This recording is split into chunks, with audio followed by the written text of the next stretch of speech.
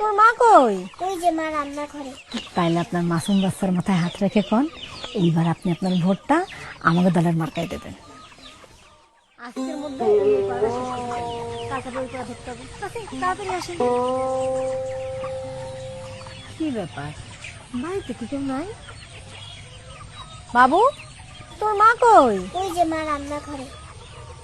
আসসালামু আলাইকুম আপা, আপনার কাজের মধ্যে একটু ডিস্টার্ব করতে আসলাম। ওয়ালাইকুম আসসালাম। আপনাকে তো ঠিক চিনতে পারলাম না। পরিচয় দিলে ঠিকই চিনতে পারবেন, আমার চাচা আপনার এলাকা থেকে ভোটে দাঁড়াইছে। এই যে দেখেন আমাকে মার্কা। ও, তা আপনাকে একটু চেয়ার দিয়ে একটু বসেন।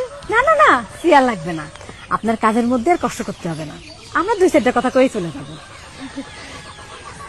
আপা, এতদিন জায়গায় ভোট দিলেন, তাকে দিয়ে তো কোনো উপকারে আসলো না। এইবার সুযোগ আইছে নিজের ধর্মের দল রে ভোট দিয়ে ক্ষমতায় আনা।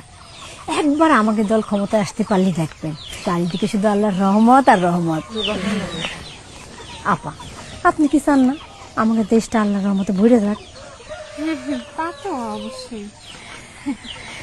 তাইলে আপনার মাসুম বাচ্চার মাথায় হাত রেখে কোন এইবার আপনি আপনার ভোটটা আমাকে দলের মার্কায় দেবেন। আপনার এত বড় সাহস, আপনি আমার মেয়ের মাথায় হাত রেখে আমার কসম কাটতে করছেন? আপনি জানেন না যে আল্লাহ ছাড়া আর কারোর নামে কসম কাটা হারাম? সূরা না হলে 94 নাম্বার আয়াতে কোরআনে আল্লাহ বলেছেন যে তোমরা তোমাকে কসমরে প্রতারণার হাতিয়ার করে না। আর আপনারা সামান্য ভোটে জেতার জন্য আমার মাসুম বাচ্চাটারে ব্যবহার করতেছেন, আমারে হারাম শিরক এগুলোর দিকে ঠেলে দিচ্ছেন। মানুষ কি আর আগের মতন বোকা আছে? কি পাইছেনটা কি আপনারা? যান বাড়িতে বেরোয় যান। আরে নেন, যান বাড়িতে বেরোয় যান।